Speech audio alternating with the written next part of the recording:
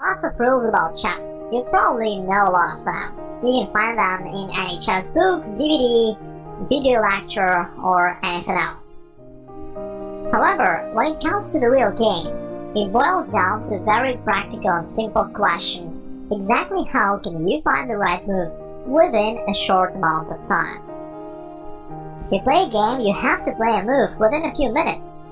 Or if you play a blitz game, you have to make a move within a few seconds. Obviously, you can't calculate various variations, recollect all the chess rules you know, think about them, compare, and decide what to do. That's why in the real game, the overabundance of knowledge rather confuses you than helps you. That's the problem that all the chess players face. Today, we'll solve this problem.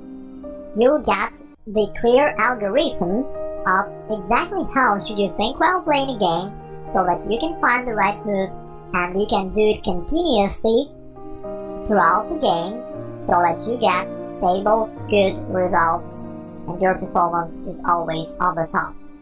That's exactly what we will be doing today. We will be analyzing this thinking system of yours, and after this session you will know exactly how to do that. I'll show you this position once again. You will be able to see it on the screen in a second. Yeah, there it is. So, let me repeat the question once again. Here's the position. It is white's turn. Imagine you're playing a game and you need to play the move. So, there is nothing special into this position. It's just a very ordinary middle game position. A rather opening position. I've selected it, rather randomly. Because again, the same system of thinking is applicable throughout the whole game. It doesn't matter. So just imagine you're playing a game. How would you play here? And most importantly, how would you decide which move is the best? Now please write in comments your opinion. Which move would you play here? What do you think? There are a couple of things you can do. For instance, white can try to build up the strong center, play an e4 and preventing black from this advancement.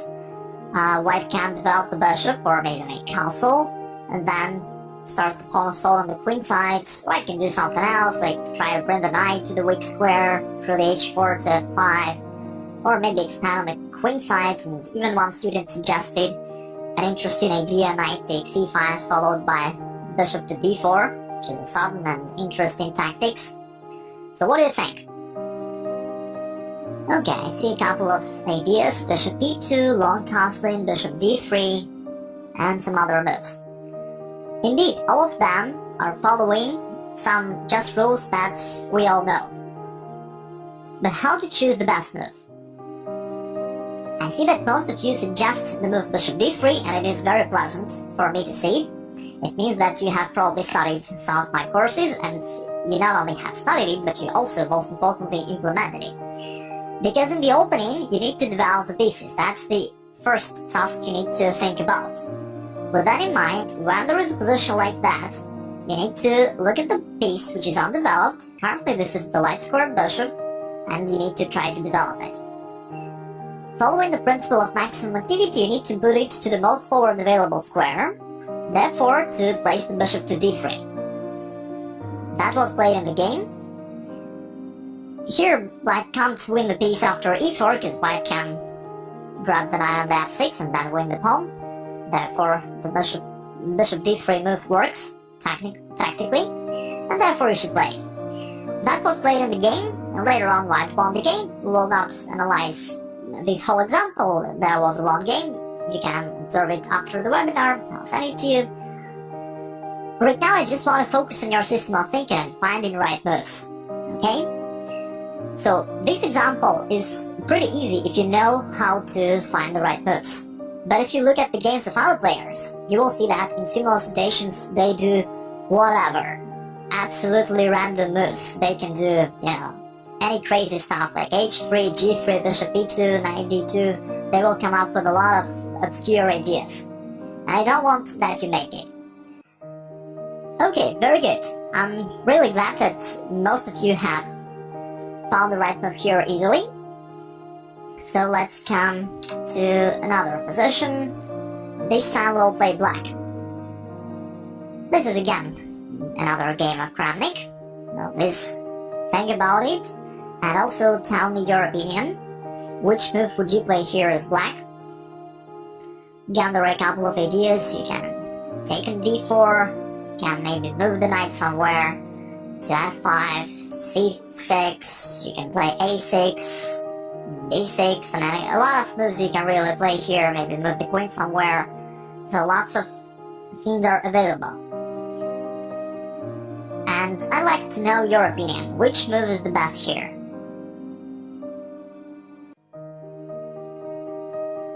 And let me tell one more thing. In this position you can play various moves, and of course the position remains to be relatively equal, unless you do something completely stupid, but hopefully you won't. Anyway, only one move here follows the basic principles, and that's why it is correct. The other alternatives are not losing, but they're not the best either. And that's why I want to highlight that you should not play those mediocre moves. You should go for the best. And in order to get the best move, you need to keep focus on the right thing, on the base principles. Okay, I see a lot of moves suggested. Queen b6, knight to c6, c8 d4, b6, queen c7, a lot of moves. Okay. Well, let's once again come back to the beginning. In the opening, you need to develop the basics. First of all, you need to develop minor pieces, bishops and knights. That's what you should be thinking about during a game of chess. At the beginning stage, in the opening. With that in mind, in this position, black has only one minor piece undeveloped, which is the bishop, and you need to develop it. The most straightforward way to do it, and the only easy way to do it, is to play b6, following with bishop to b7 on the next move. That's what Kramnik did, and that is the best move indeed. Again, you just keep focus on the right thing and the development in an opening, and that's all. And you will be able to find right moves very, very easily. If we try to think about some other ideas, like go for c8 d4, for instance, well, if you have studied my lesson to take as a mistake, then you should know that normally you should not release the tension. It usually helps your opponent to get more active position for his pieces. For instance, he can bring the knight to the central square, and you actually helped him to do that. Or he can bring the queen out. Anyway, you shouldn't take unless there is a certain reason for that. If you go like queen b6, I see your point, you want to attack the b2 opponent, it does make sense. But again, you're pursuing the wrong plan. In an opening we need to develop. If you develop the queen too early, it will become the object of an attack for the opponent's pieces. And, even if white just ignores your idea and just castles, and black takes on the b2, after that white will be able to harass that queen with knight a4, some other moves, rook b1 maybe in some variations. And, it'll bring additional troubles. That's why, again, you don't even need to think about the moves like queen b6, to be honest. In the game, you just should follow the base principles and that's all. That'll be simple and effective. So in the game, Kramnik played b6, then white castled, bishop b7, white played d takes c5, knight c5, and you see that black has a totally comfortable position without any problems. It's totally equal. Maybe even black is very slightly more active, although of course it's equal. Very good. I see that in this example I've received a lot of various moves from the students, so let's train your skills a little more. Let's come to another example. This time you'll be playing white, and the task is still the same. It's again just this very standard opening position. Imagine you're playing it, and here I want to ask you the question, which move should you consider first of all? Well, of course you can try in two ways. The one way, you can think which move comes to your mind naturally. And secondly, you can try to apply the principles that you know. Okay? In the opening, we need to develop minor pieces. First of all, bishops and knights. Having said that, which move should you consider first of all? Okay, I see that after I gave this guideline, everybody says knight c3, and I'm very glad about that. This is how you should think while playing chess. You see, it's really, really easy. Of course, before playing knight to c3, you need to make sure that it works, that black can't advance the pawn, like push it away immediately after d4. But in our example, probably that does not work for black, because the rook on e8 is hanging, and if white moves the knight somewhere, black will lose the rook. There's no way to protect it.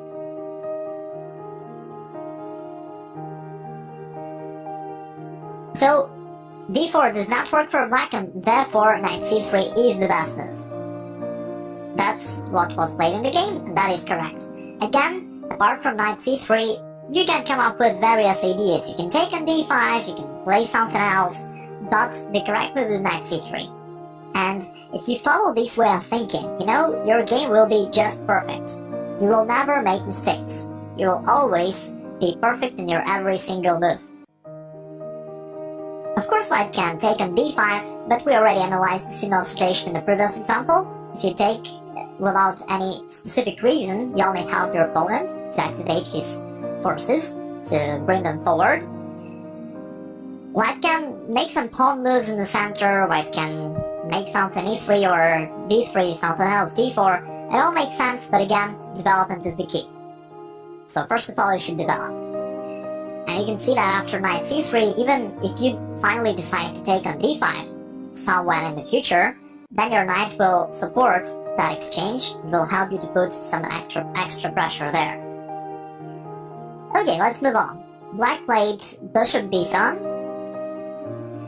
Now just think about it for a moment and tell me, how would you play here? We're now coming to the next idea that you need to keep in mind, especially while playing openings. Okay, see that everybody is suggesting to move the queen. That's very good.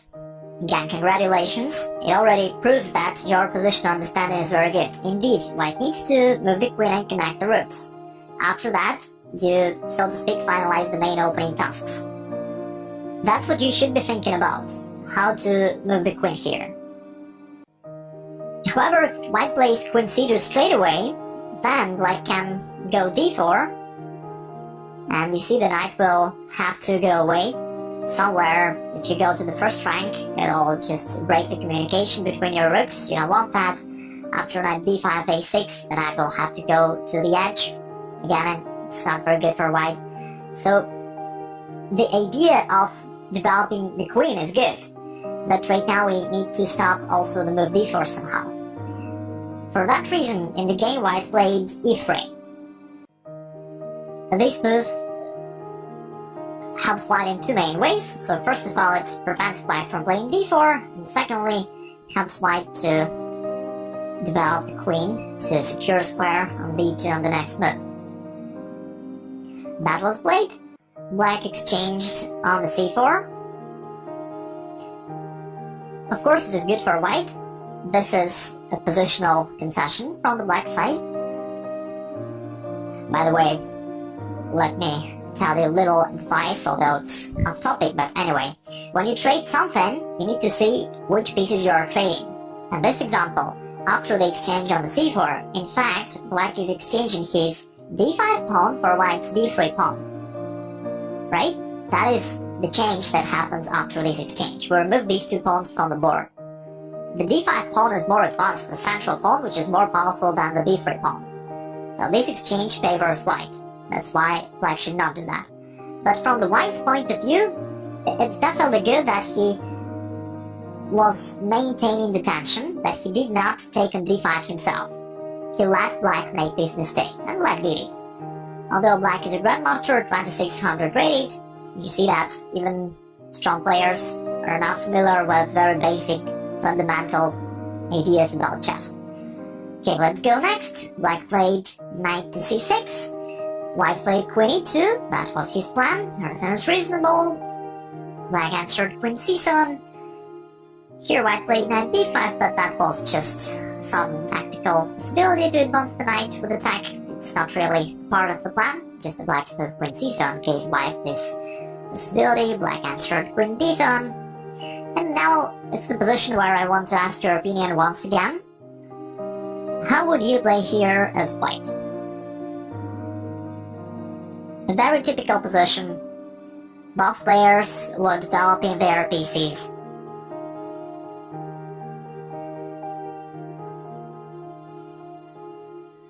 Now the most obvious development moves are over. They need to do something else. Okay, I see a couple of ideas. Rook a to d1, d4, knight e5, rook f to c1. A lot of ideas. Very good.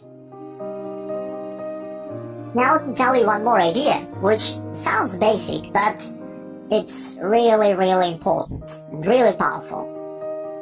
In the opening you need to develop. We all know that. Development goes in two steps. First you develop minor pieces, secondly you develop heavy pieces. This second stage is equally important. After you have developed the minor pieces, you need to develop the heavy pieces as well. Now we shouldn't forget about that. Like in this example, yes, white already deployed all his minor pieces. Yes, they are all active. The bishops and knights are active, but the rooks still don't do anything. And you need to bring them into play.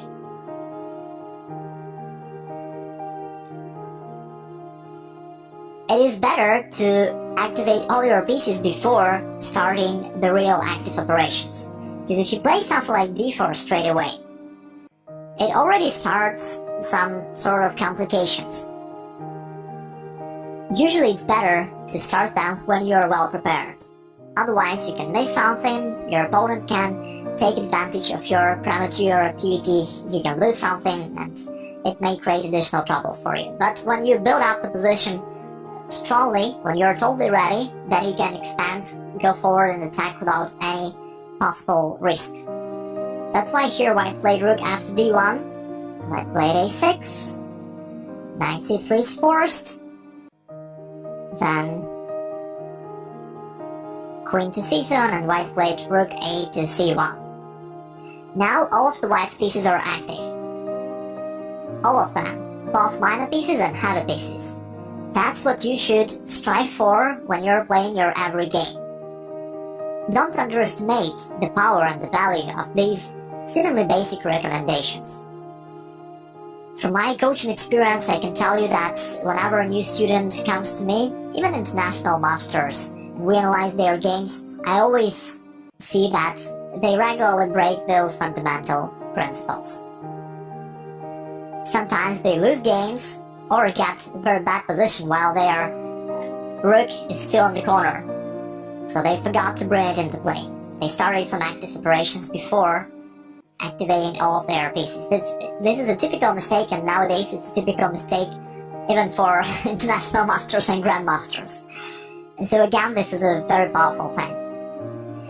Okay, let's take a look at one more example. This time it will be a little bit more difficult. We'll analyze the situation where you should not only care about your own position, but your opponent has already expanded, and you need to deal with that somehow as well. You're playing black, and please tell me, what should black think about here? Actually, there might be a few moves, but most importantly, you need to understand which ideas should you pursue in these type of situations.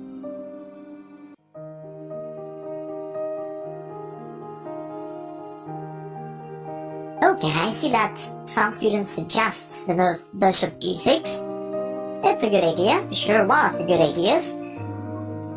Same with the previous examples, we need to finalize the development. Bishop is the only piece which is undeveloped, and therefore the move bishop e6 is definitely correct, it makes sense. Okay, another idea suggested by the other students is to fight against the white's intruder against the knight on e5. Indeed, this is the piece on the black's half of the board.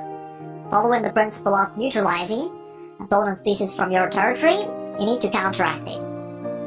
There are a couple of ideas that can help you do that. You can play maybe bishop d6, knight to g4, queen d6, and knight d7. These are the moves black can do to push away this knight from e5. Actually, all these ideas make sense. So here, either the move bishop e6 or something like knight g4, both of those moves are definitely correct and they are good. The main thing is just to realize the right idea, to keep focused and to realize it. In the actual game, black player, who is Vladimir Kramnik, played knight d7, which is the least,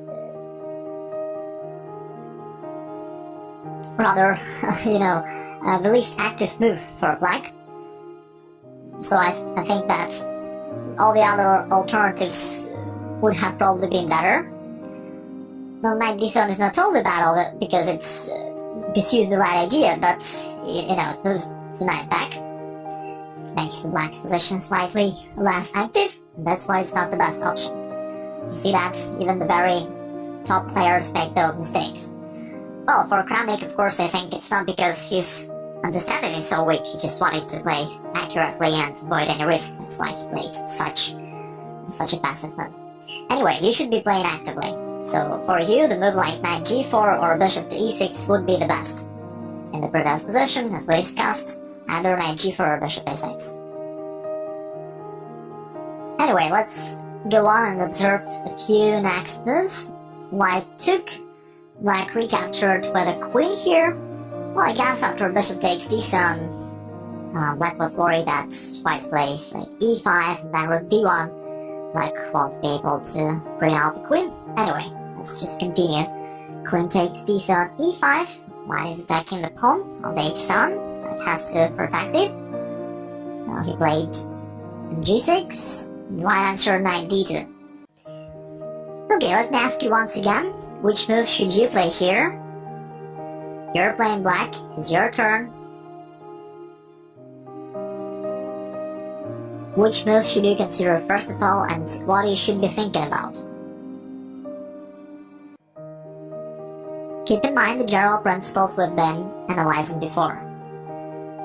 In the opening, you need to develop the basics. First, minor basics, secondly, harder basics.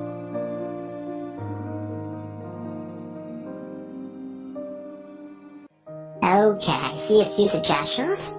Mainly all of you say that we need to develop the c8 bishop, and that is definitely correct.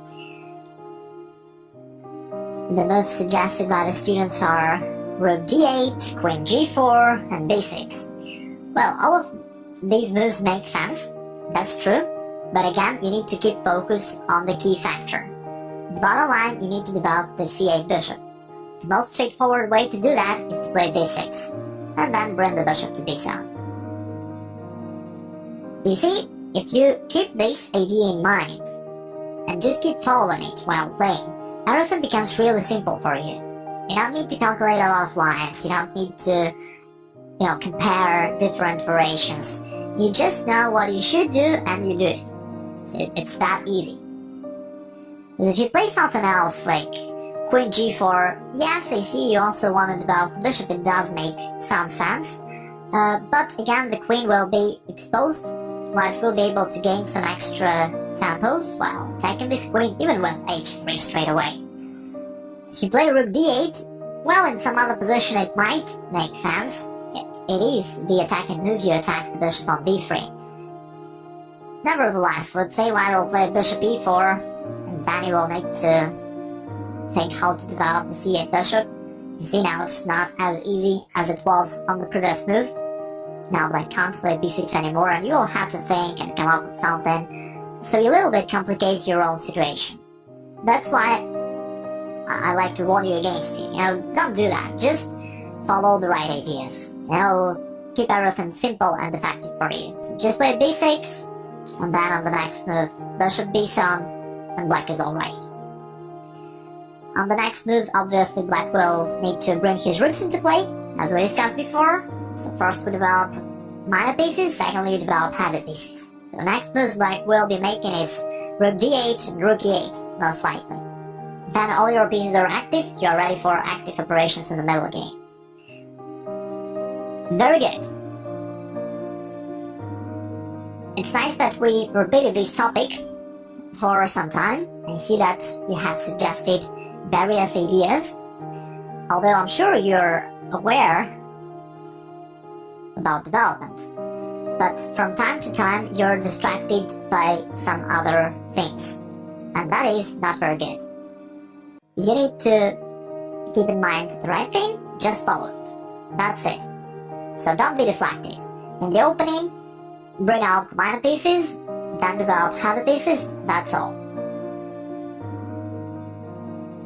We will not analyze this game until the end. At the moment, it is white to move, so he played rook bishop to e4, and there was a long game after that. It's not the topic of our webinar, so we will not analyze it again. You can observe it after the game, after the webinar, sorry. The main thing that you need to remember right now is just the fact that you need to play the opening in the right style. Okay, now let's move on to some other ideas, a little bit more complex. That's the new position. This time we're playing white. The position is quite complex, and I want to ask your opinion about it. So how would you play here as white? Which moves do you think make sense? By the way, it's still the game of Vladimir Kramnik. He's a pretty good classical player, and I do recommend that you study his games. He has that clear style of playing. In most of the cases, he follows the basic principles, and that's why his games are instructive. You can just train your skills in these base principles yourself by following these ideas from Kramnik's games. I see a couple of suggestions. Bishop a5, d5, rook b1, queen f3, or d5. Okay, a couple of ideas are suggested, yeah, lots of them. Yeah, I see that some of you suggest the move d5. What do you think about it? Is it a good move? You're creating a strong passed pawn, you're neutralizing the black's rook, which is currently opposing white's queen on the d1. And that's the strong protected passed pawn. So in an endgame, let's say that will be a big advantage for white. Do you think that's a good move? Positionally, yes, but here we forgot one minor detail, and this minor detail is our opponent, and in fact it's not such a minor detail. That's the huge issue, because the opponent has his own things in mind. Black can go queen h4 with a double attack of white's bishop and pawn on the c4, and the white's position will get destroyed. You know, white will lose the pawn on the c4, and so it's really bad for white. And this way, a lot of games were lost, especially when you play blitz games, and this happens over and over again. People lose the games like that. Not because they are weak players, but because they are too focused on their own ideas and forget about their opponents. In order to prevent this, you need to do what I call the anti-blunder technique. This is, the must-have. You can't play chess without it. So whenever it is your move, it's your turn, you're going to play the move. You need to check the eventual aggressive replies of your opponent. So let's say if you want to play the move d5 here, before making this move on the board, you need to... let's make the move d5. Okay, before playing this move d5 on the board, you need to focus your attention on your half of the board and ask yourself the question, which attacking moves can my opponent play on this territory and cause some problems for me? Usually the opponent will need to advance one of his pieces forward onto your territory and take or attack something. If you ask yourself this question, you will never forget about your opponent, and you will always spot his various tactical possibilities. If you would have asked this question in this position, you will definitely have noticed the move queen h4, right? So that's the anti-blunder technique. You need to use it all the time. In the actual game, Kramnik didn't fall into this trap, so he played queen f3, which is one of the good ways to go here. Same as before, the white's bishops are already active, so it's time to develop the hand of pieces, and white needs to bring the queen and rook into play. So he played queen f3, and on the next move, after black replied with knight to f6, white activated the remaining piece, which is currently goes in. It's the rook on a1, white played rook a1 to e1. And once again, I want to emphasize this idea, because again, I've seen it so many times that people are losing the games while their rook is still in the corner. You know, it should never happen to you. Sometimes if your opponent is extremely strong, maybe you will lose a game, but you should play properly and you should, you know, make a good fight and not lose the game because of such beginner level mistakes like forgetting about one of your pieces. Although I say beginner level mistake, you shouldn't underestimate it. No, don't relax. Again, I've seen this many times in the games of international masters and grandmasters. In the actual example, white played rook to e1. Now all the white pieces are active. He has a good position. And after that, yes, white can start realizing some active ideas and start calculating the moves like d5, bishop a5, or something else. But first you need to bring all the pieces into play. Very good. Let's take a look at one more example.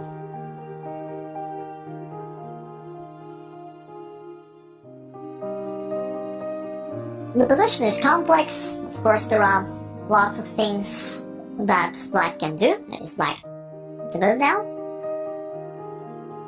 One of the moves that black definitely needs to calculate is the move knight to c4, as it's probably the most straightforward attacking attempt. So you definitely need to think about it.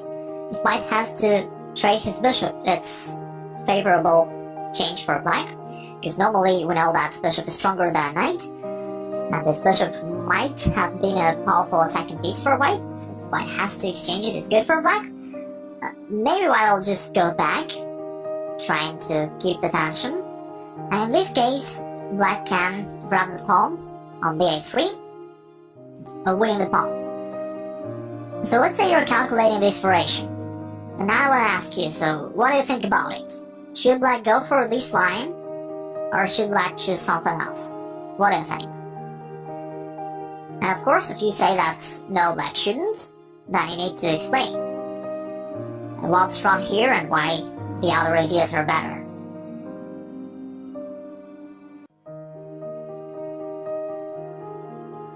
While you're thinking, I will a little bit summarize what we have discussed so far.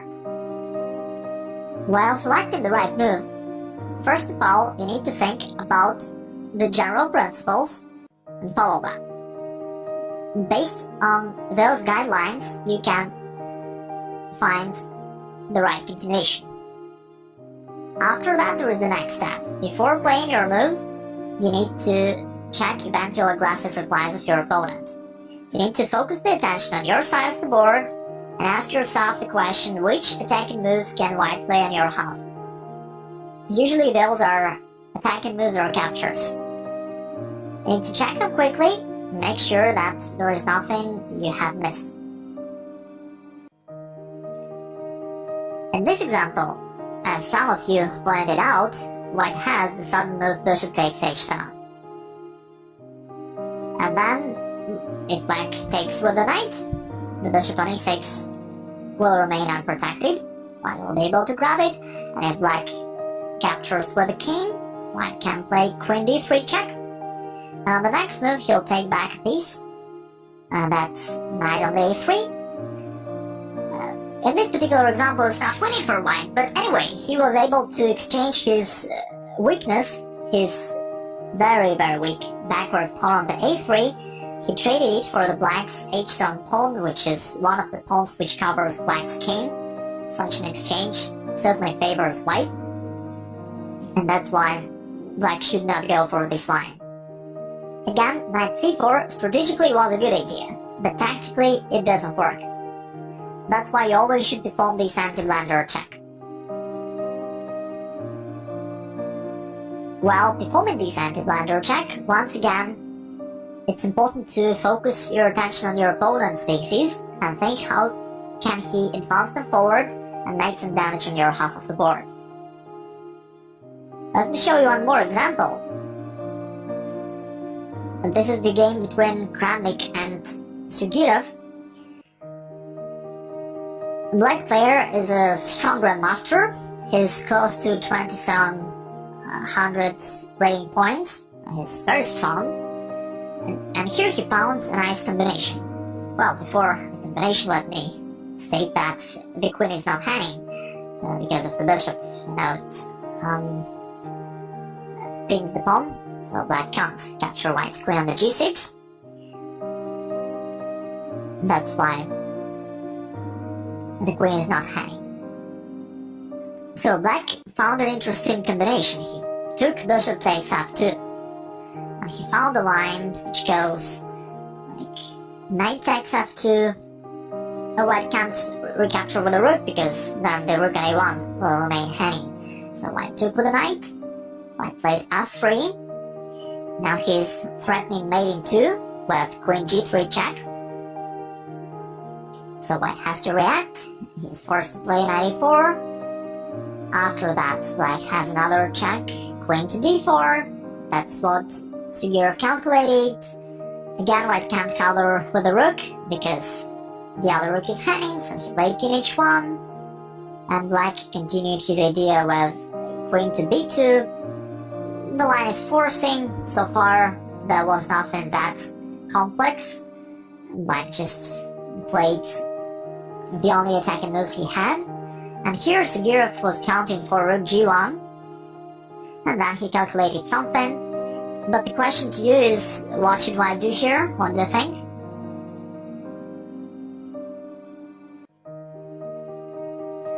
Well, obviously black is threatening queen g2 mate. So you can't ignore that. You need to do something about it.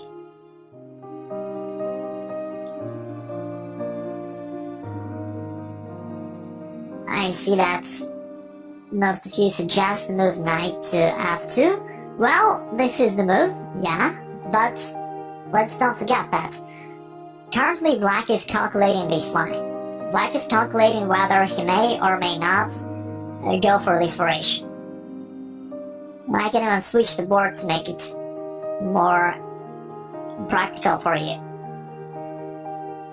Let's say you are playing black and you intend to go for this line. Which moves of white do you need to check here before going for this variation?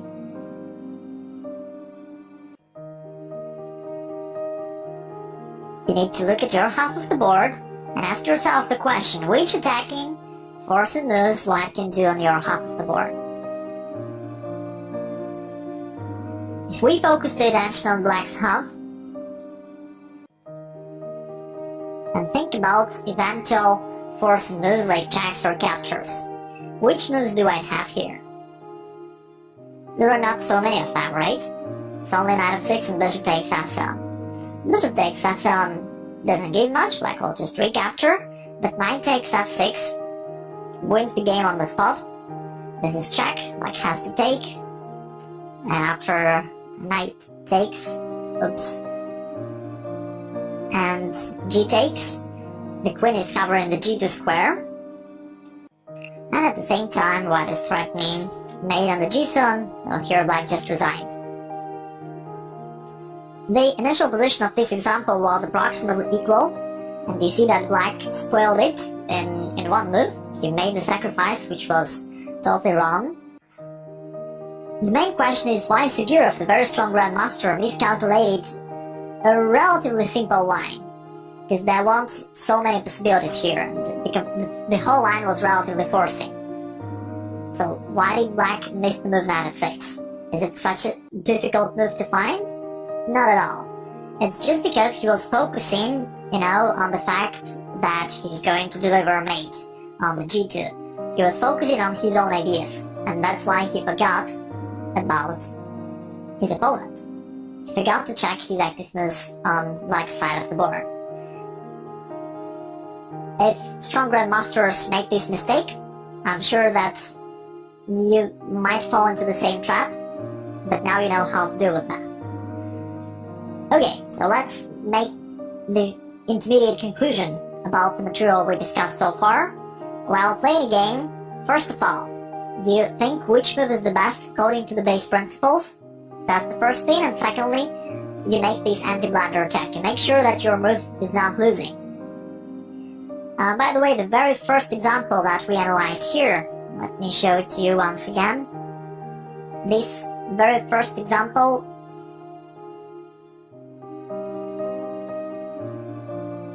illustrates this idea pretty well. Just open it once again. It's the game Grandelius Meisenka, the one that we started from today. So initially, you just think about the position, you recollect the base principles, and you think which move is correct. In the opening, you need to first develop minor pieces, secondly develop heavy pieces, really easy. Let's say in this position, you will realize that you need to develop bishop to the most forward square, so that's the move bishop d3. Before playing this move, you check eventual aggressive replies of your opponent. You make sure you're not losing something. So before playing bishop d3, you need to make sure that the black's reply e4 is not dangerous for you. That's all. This is the shortened system of thinking, as I call it. In my courses like the GS Positional Understanding, I have presented the more solid system of thinking where you sometimes need to calculate operations, to find candidate moves, evaluate opponent's ideas, and so forth. And that is certainly correct. That's the way to find the best move in any position. But there is also the shortened form of that system of thinking, which is simpler. Maybe you will not find some brilliant ideas with that, but you will always play decently well, and you will easily play on the level of, let's say, 2300 rated players. You will play without any problems. And it's really easy. You can find the right moves within seconds, even in blitz games. So just two simple steps. First step is which move is correct according to the base principles. In the opening, it's development. Secondly, you make the anti-blunder check. Before making the move, you check the opponent's eventual aggressive replies. And that's all. Okay, now let me congratulate you. Now you already have one very good, very simple system of thinking. And now we'll go forward. And I'll tell you some more advanced ideas that will help you play on the really strong level, on the expert level. So I'll now share with you another example. And we'll be able to discuss more advanced ideas.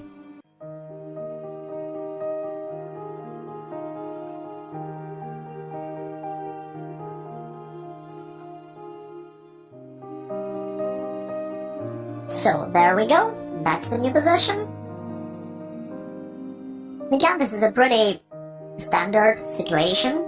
May happen in Grunfeld defense, in Nimzo defense, in many various openings. The similar pawn structure may happen. That is white to play. This time it's the game of Carlsen, the current world champion. So please think about it and tell me what you think. What should white do here?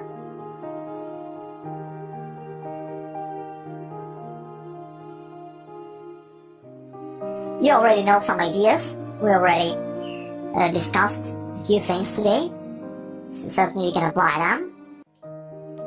And I see the first suggestions by the students. Rook c1, queen d3, queen b3, h3, and even bishop takes d7. Okay, pretty good. Again, we have a lot of options.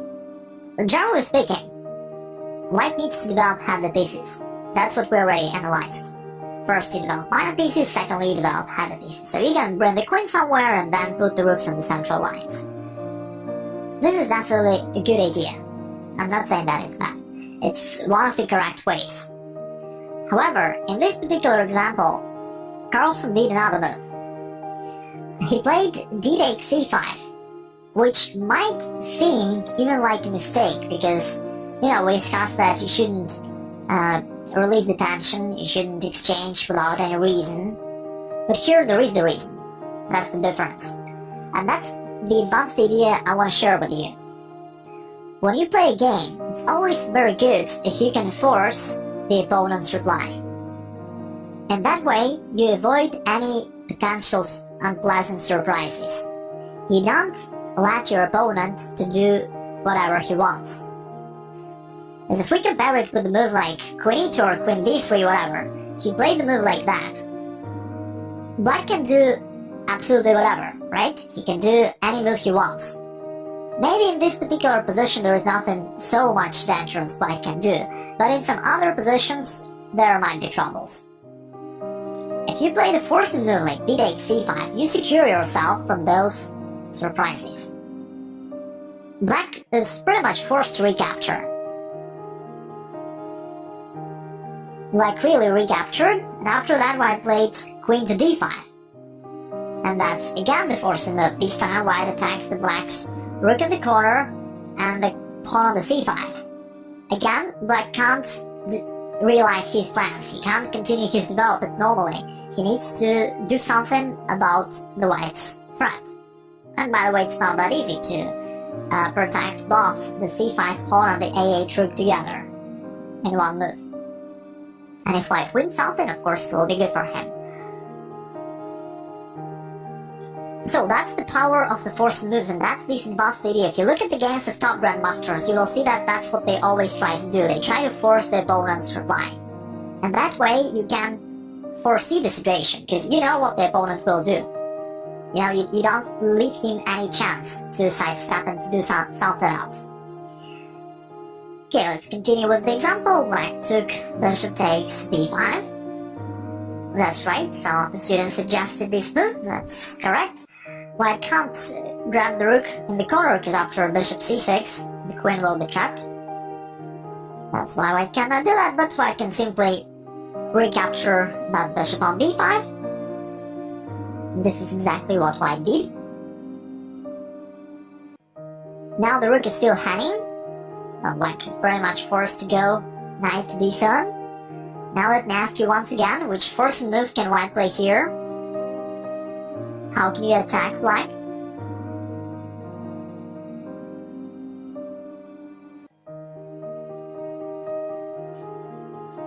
Indeed, we can bring the rook into play. One of them we can place it on d1 and attack the knight on d7. That's the correct move, exactly. White played rook to d1, attacking Black's knight on d7. Again, Black can't do what he wants, he has to react. In the game, he played rook f to d8. By the way, so far we have discussed what to do in the opening, and some of you have asked what to do in the middle game. That's a good question. In the middle game, you need to attack. First of all, you deploy all the forces, that's what you do in the opening. When all your forces are active, you need to utilize them. You need to move them forward and attack the opponent. In order to find the attacking moves, normally you need to focus your attention on the opponent's territory and think how can you go there and attack something there, or grab something there. That's what you do in the middle game. Again, it's really simple. So which attacking moves can White play here?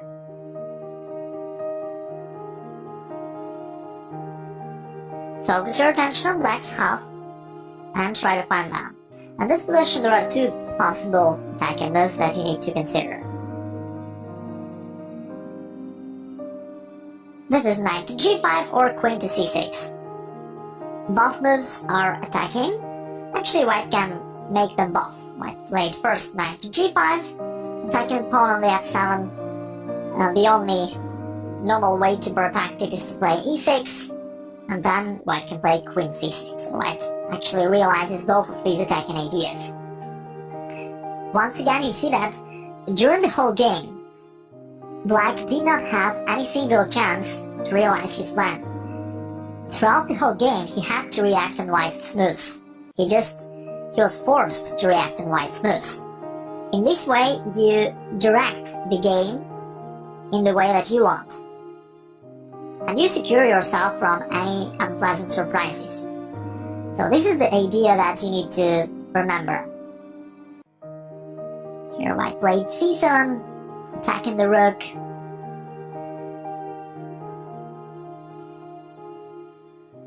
Your goal is to try to force the opponent's reply. If you can do that, that's great. Okay. Now let's see one more game, and there we'll analyze another idea, which is also the more advanced technique used by top grandmasters in their opening preparation. After that, I'll also share with you a few other practical tips, but now let's just a little bit finalize with this topic. Okay, that's the new position.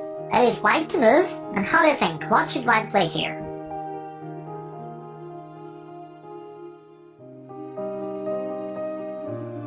Okay, one student suggests a4, a3, castling, e4, knight e5, bishop g5. Very good. You have noticed almost all eventual moves for white here. So let's try to decide which one is the best. In general, white needs to develop. So the move like, let's say, castling, or maybe developing the dark square bishop will be correct. These are, so to speak, the normal moves. They are definitely correct. You may play them, and that's fine. If you play like that, again, you will always play decently well. But now we're talking about more advanced ideas. How to play not just well, but how to be a really, really strong opponent. How to be a tough rival for your opponents. In order to be a tough guy, you need to make two things. One thing we already discussed, so try to force opponent's reply. And the second thing is try to break opponent's plans. Put the obstacles on the way of your opponent. And in order to hamper opponent's plans, first of all, you need to realize them. Now, if we think about black, which move would black play here if it would be black to play? Obviously, black needs to develop. We know that we need to develop knights before bishops, so probably black would play knight d7 if he is given the chance. In order to prevent it, white can play himself knight e5. In this way, you prevent black from playing knight to d7, you attack the pawn on the c6, so you don't let black do what he wants to do. That's the second idea, which is the more advanced idea, and you can still follow it. By the way, it's not that easy to protect the pawn, because even if black plays bishop b7, it doesn't really protect everything, because here white has another sudden trick. Yes, this is knight takes b5. White can use the pin along the long diagonal, and black will lose the pawn anyway, and it will break the black's pawn structure. In the actual game, black didn't fall into this trap. Instead of bishop to b7, black played a6. Now, certainly white can take on c6, but in that way, it might give black some extra time for development. Black can probably play queen to b6 and bishop b7, and he's alright. Still, it was the option for white, it's not bad, but it little bit helps black to get out, to unlock his position. And the game, white played simply castling. The pawns are still hanging, black will anyway have to worry about them. Black played bishop to b7. Now white can't really attack anymore, so he needs to continue the development, and he played b3. This move helps white in a few different ways. It removes the black's pawn from white's territory, It's always a good idea to get rid of your opponent's pieces if they invaded into your territory, because they are controlling some squares. And apart from that, after this exchange, white also opens his a1 rook, and white creates the secure square on the b2 for his bishop. Because if white goes bishop g5, which is another alternative, black can play h6, and the bishop will have to either take on f6 or go back. So it doesn't work that well. Okay, let's move on. A few next moves were pretty standard, just development. Bishop e7, bishop b2, castling. Then white played queen to c2, connecting the rooks. We already know that after developing minor pieces you need to develop heavy pieces.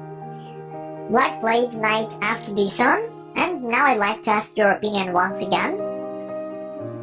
How do you think? What should white do?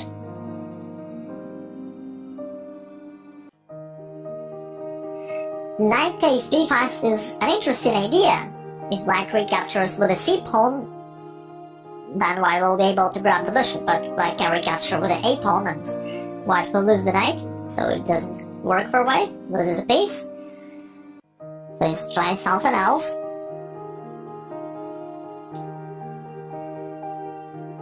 Okay, the other students suggest to move f4. It makes sense. Yes, you're strengthening your knight. That's true, it makes sense. But once again, let's think about the opponent. Black needs to develop his b8 knight. That is his key task at the moment. He couldn't develop it straight away because the c6 pawn was hanging. That's why he first moved another knight. And after the exchange, he hopes to finally bring his b8 knight into play. And if white plays something like f4 or something else, black will trade the knights. No one will bring the other knight to d7. He will finalize the development. I'm not saying that move like rook d1 or f4 that it is bad. It's a nice idea, but if you want to be a tough opponent, you need to put obstacles on the way of your opponent. With that being said, white just played knight to d3.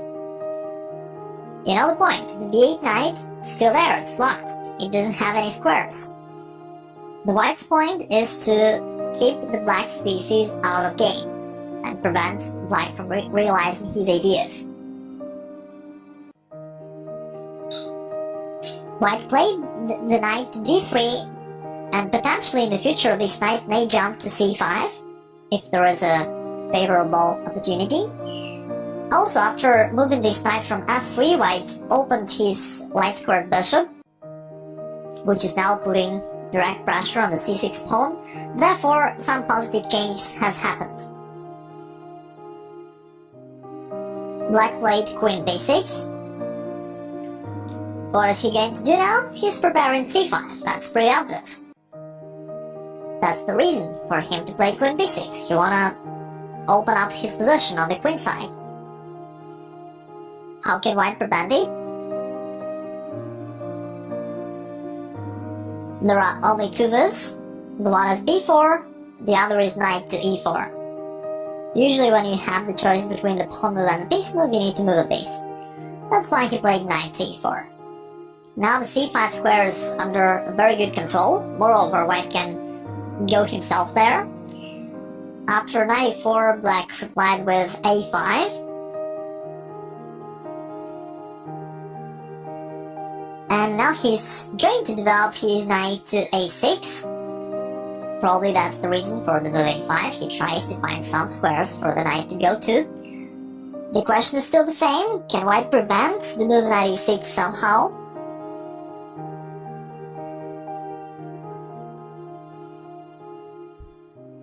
Normally, of course, even when you prevent opponent's moves, you still need to play actively yourself. So you don't want to play some ridiculous moves just to prevent your opponent from playing. You need to play active moves. Very often they will activate your own position and will simultaneously put extra pressure on your opponent, not letting him do what he wants. In this position, white has the very good move, knight to c5. It brings the knight to the very advanced active square. It attacks the knight on d zone, and therefore the knight from b8 will not be able to make any moves. It has to protect his counterpart on d zone.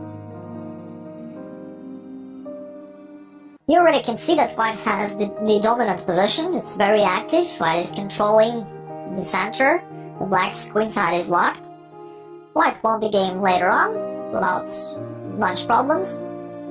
Again, you can check the whole game after the webinar.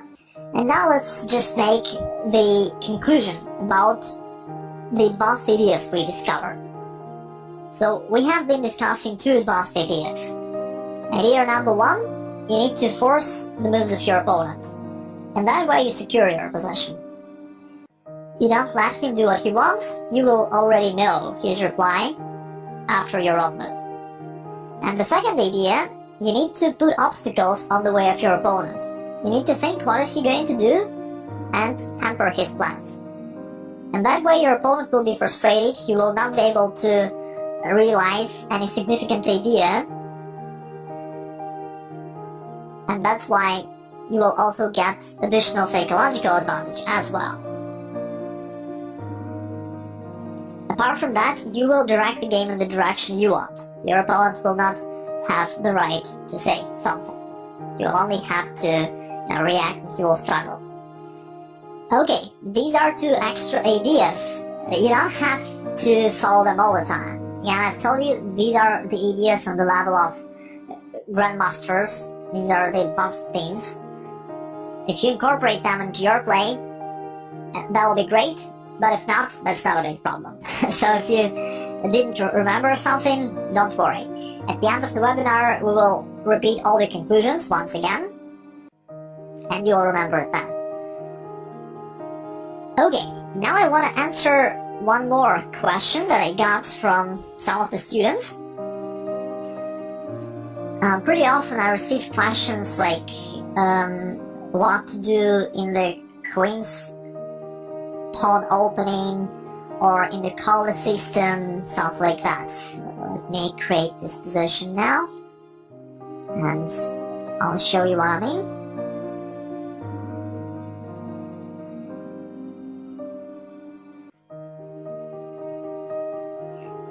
The main thing that I want to highlight is that you don't have to know all the opening theory.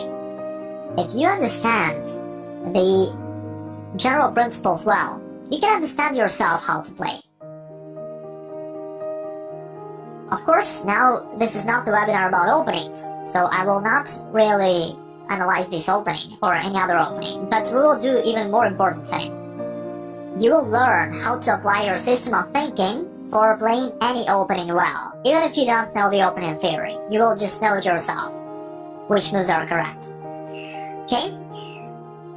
So, now we'll analyze a few examples, and then we'll be able to easily decide how to play in that position.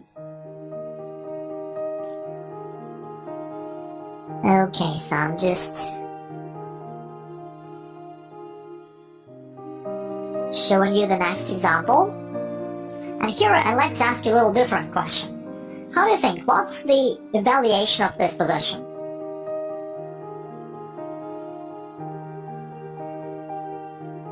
Like, is it equal or is anyone better here? What do you think?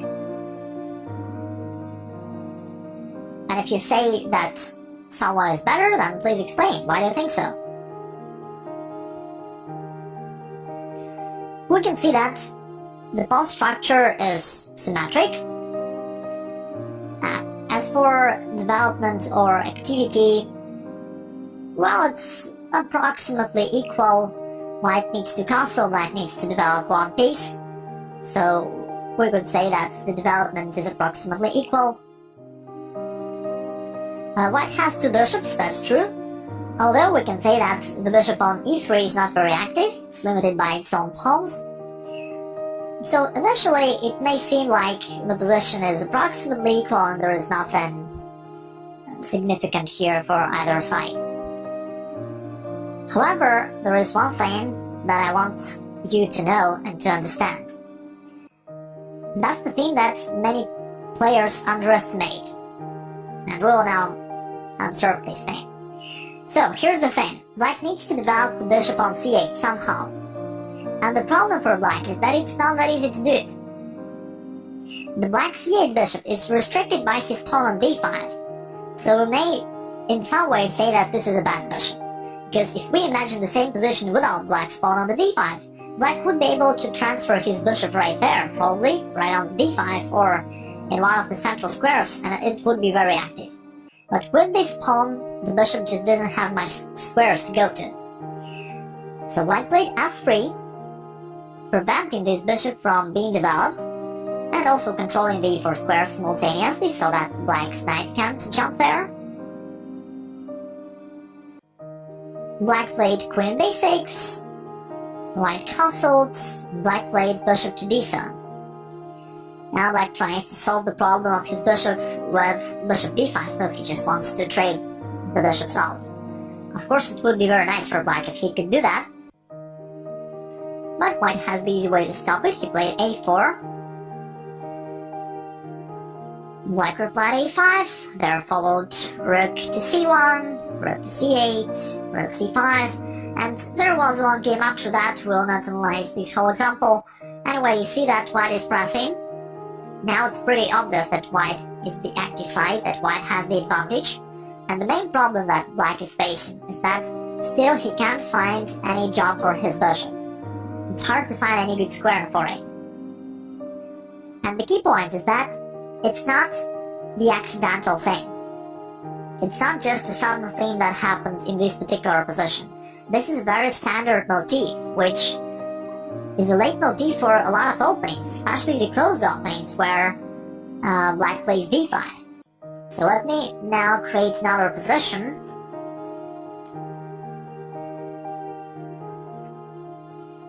Let's say if we start from the very beginning.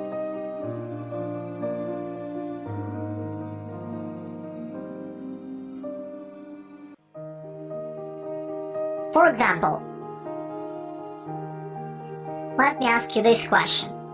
In the French defense, what's the worst piece for Black? Which piece is usually more passive than the others? That's the c8 bishop, that's true, because of the pawn chain that he has on the center. If the other pieces may go out pretty easily. The g8 knight will go free zone or h6 to f5, the knight will count to c6, the dark squared bishop is already active, and only the light squared bishop is problematic. It's not that clear what should Black do about it. As for the French defense, everybody pretty much knows that. Surprisingly, people don't understand the same thing about the other positions which are exactly the same.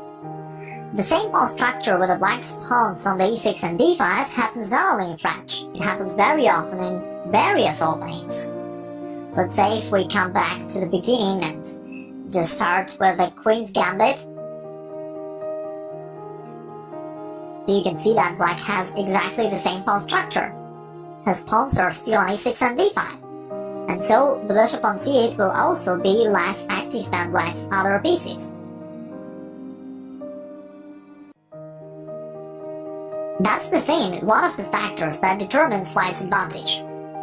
Another factor which determines White's advantage is the fact that, because he started the game, he was able to put two pawns in the center, compared to Black's one pawn. So these two factors, the fact that White was able to occupy the center with two pawns compared to Black's one, that's the first factor.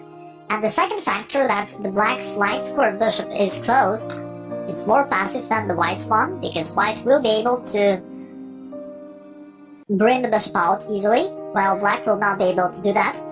These things determine White's advantage. And therefore we say that White has the advantage, White is better in the opening, Black is trying to equalize. Now, when we know all this, you can easily understand that if White is not playing actively, if White is not claiming his advantage, then you will be able to get a comfortable position very easily. So now let me show you how this can be done. So let's say if we go to another position, and now let's just check that, let's say, e3 plan, which some players play with white, and I received a couple of questions from students about that, how to deal with this plan, what should black do, white is going to attack in the middle game. Often white tries to play like bishop d3, develop another bishop on b2 or something like that. If he wants to attack on the king side in the middle game, what should black do?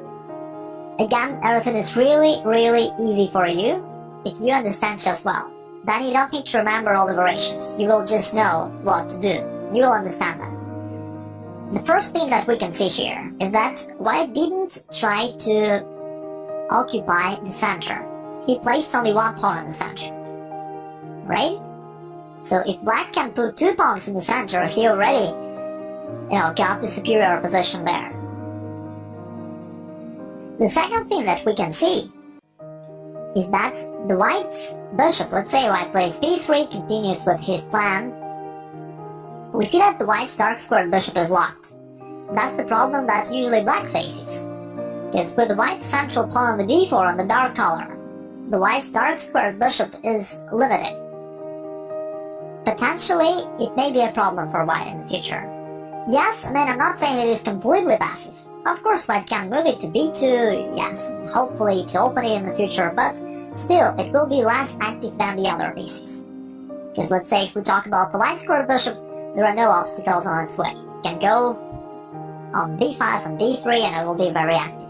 But as for the dark squared bishop, it's not that easy. And now if we see the black's white squared bishop, it's not locked. This time, black can advance it to the active square. Therefore, you see that after these two things have happened, after black has developed his bishop to the active square and built out the strong center, black already has even a slightly better position. So there are no problems for black in any way.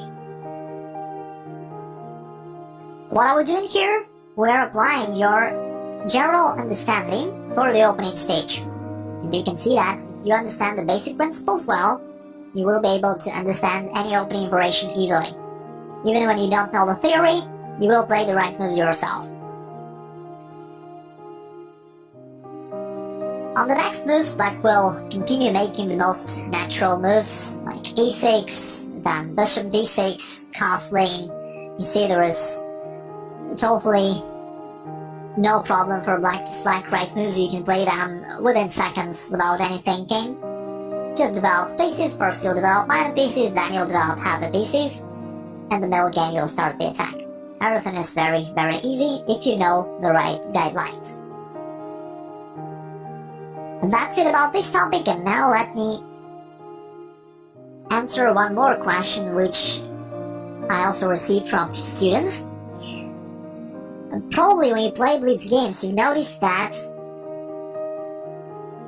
some of your opponents are tricky attacking guys. They always try to, attack your king. They play some aggressive openings, and they really strive for the direct attack against your king, and some of you don't feel comfortable with that. Because indeed, when you're facing the direct attack against your king, you need to play very accurately, and even a sudden tactical shot may happen. If you play any inaccurate move, you may appear in serious troubles. So let me show you one practical hint for those type of positions. I'll now select the other game, and we'll see how can you deal with those types of situations.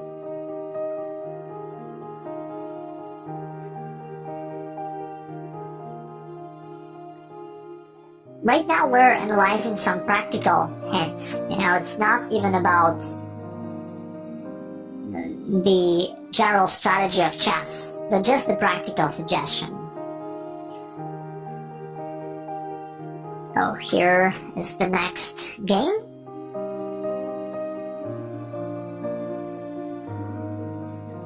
And this time we're playing black.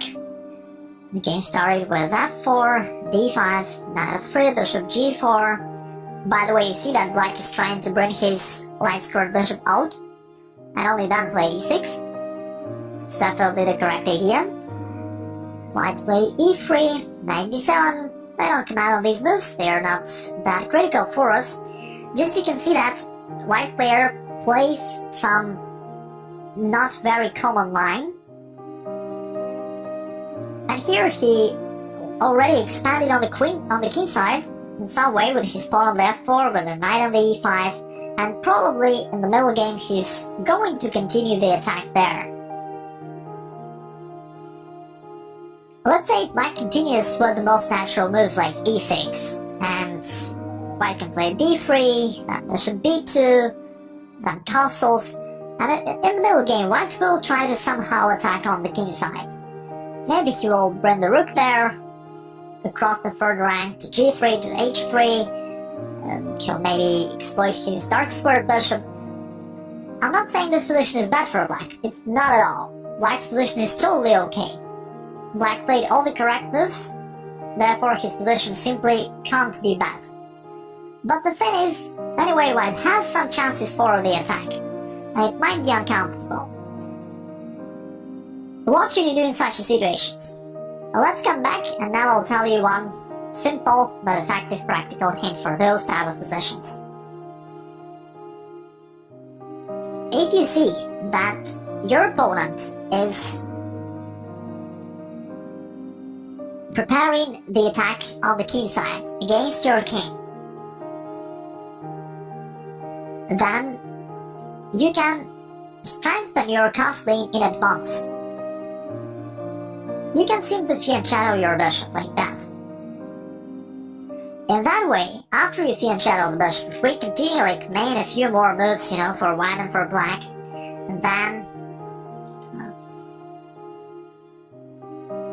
let's say come to the middle game position that may appear, you can see that your king is now very well protected. It's gonna be really, really hard for white to do anything against it. First of all, you have the extra defender, that bishop on the g7. Secondly, your pawn on the g6 is now very well protected, so white can't, bring the rook there and put it against your king and start some attack.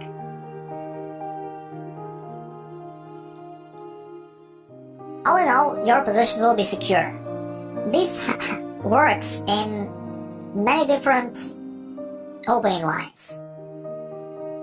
We will not, of course, analyze them all, but just a few examples we can check.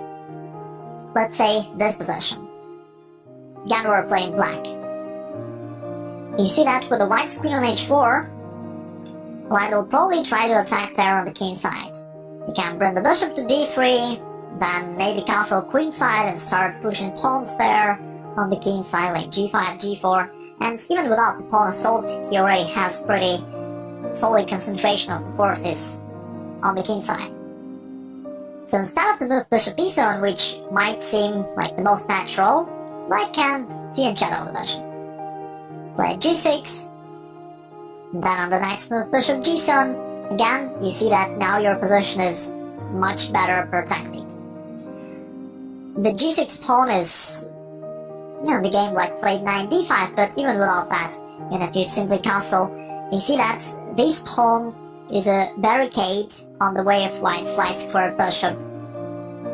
The g7 bishop is the additional defender of the king, so black is completely secure. This thing, by the way, happens even in the very beginning of the game. Let's say if we talk about the King's Indian defense. Let's say you're playing white, okay? And black player is playing King's Indian. Like that. We know that in King's Indian, in most of the cases, black tries to attack on the king side. And in the middle game, he wants to play d6, e5, then often they continue pushing the pawn to f5 and 4 and so forth. Now he will expand there. If you feel uncomfortable about that, if you don't want to defend your king, what can you do? Simply fianchetto your bishop. White can go with g3. I'm not saying this move is better than others, I'm just saying it gives you a secure position. So if you don't want to defend your king, you can go for the line like that. So you go g3, then bishop g2, then you castle, and again there will be no attack whatsoever against your king in the middle game. You will, most likely the game will happen, the real battle will happen in the center of the board. So that's another practical hint I wanted to give you. For those of you who don't feel comfortable protecting your king, and I think that's true for most of us actually, because nobody really likes to be under attack, and especially when your king is the target. So you can pinch out your bishop. That's the easy and powerful recommendation. Okay, we have only 5 minutes left, so I will now go on and make the final conclusions to make sure you remembered everything. If you have any questions, you're certainly welcome to write them. I'll try to answer them. Of course, we can't cover absolutely all the topics within one webinar. That's why today I focused on the most important topic, on the topic of your thinking system. That's how should you think while playing chess game. Okay, now let's come to the conclusions.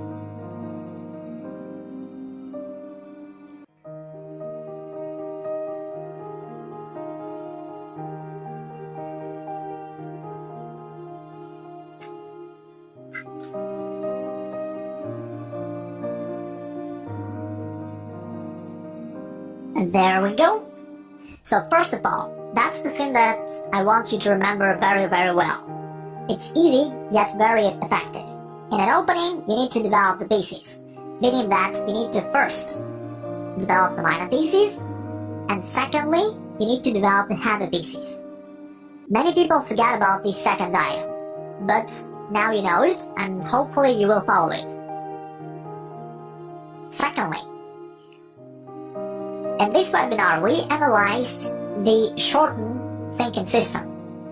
In my courses, I have showed you the complete thinking system, which is the most solid thing you may ever get.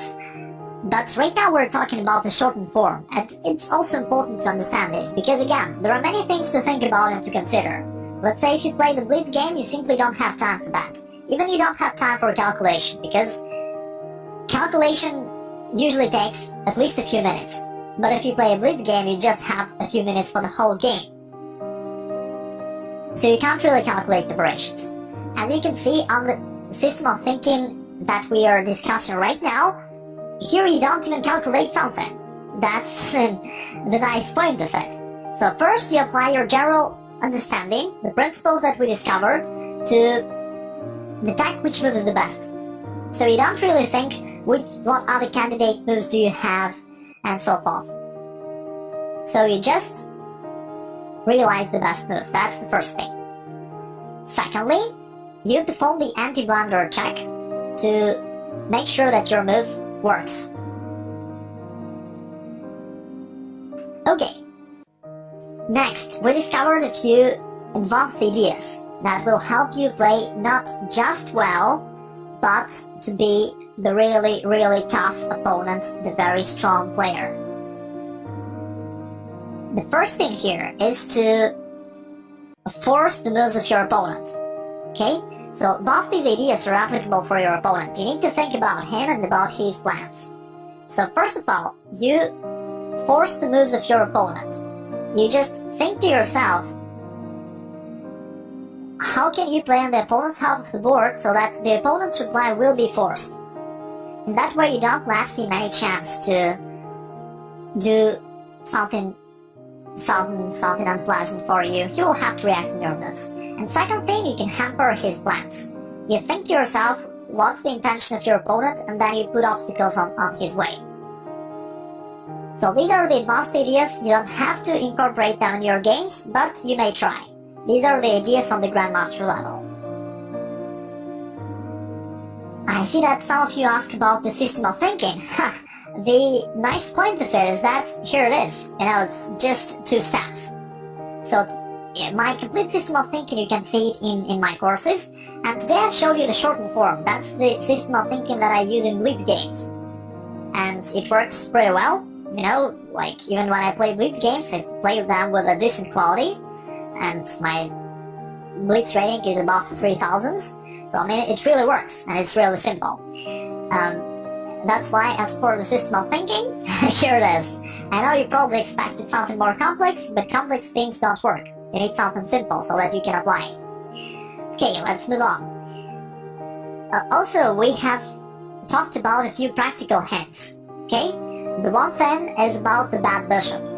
If you have the central pawn, let's say on the d5, then your light squared bishop will be bad. You need to develop it actively.